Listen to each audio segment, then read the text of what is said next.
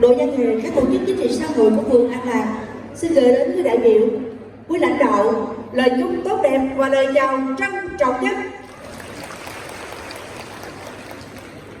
Kính thưa quý vị, đến với Đại hội đại biểu Mặt trận Tổ quốc Việt Nam phường An Lạc nhiệm kỳ 1 năm 2025-2030 hôm nay, đội văn nghệ các tổ chức chính trị xã hội phường An Lạc xin gửi đến một chương trình văn nghệ gồm 3 tiết mục như sau. 1. Đoàn kết, đại đoàn kết, sáng tác của Ngô Kim do Mặt trận Tổ quốc phường thực hiện. 2. Liên khúc hát mãi khúc ương hành và hạnh phúc cựu chiến binh Việt Nam, sáng tác của Diệp Minh Tuyền và Lại Hồng Xuân do Hội cựu chiến binh và nhóm múa Sen Việt thực hiện.